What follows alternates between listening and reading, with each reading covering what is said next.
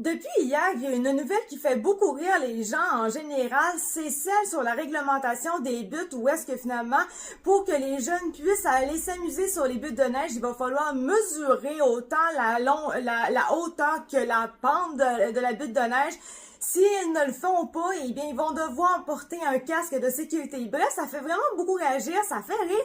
Mais moi, en fait, la chose que je me suis dit là-dedans, c'est ça n'existait pas déjà, en fait, cette réglementation, mais en réalité, j'ai trouvé l'article qui parlait de ça, et effectivement, c'était au Saguenay-Lac-Saint-Jean. Depuis 2018, c'est déjà pratiqué ce type de recommandation-là, et je vais vous faire entendre, d'ailleurs, le reportage qui en fait mention.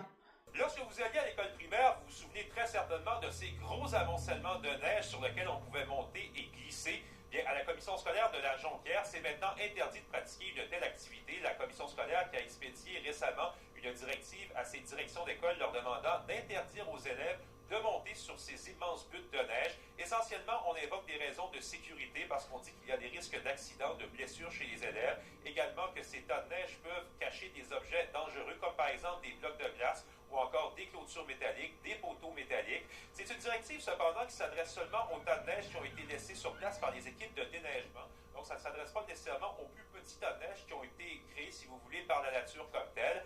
On a parlé ce matin des citoyens. Il est important par contre de spécifier que ce n'est pas toutes les écoles au Saguenay qui sont obligées de pratiquer cette réglementation-là. Il y a aussi des écoles que c'est à eux de décider pour eux-mêmes, tout dépendamment ce qu'ils veulent et tout. Mais pour ce qui est des rives du Saguenay, c'est pas mal l'ensemble des écoles en général qui ont cette obligation-là.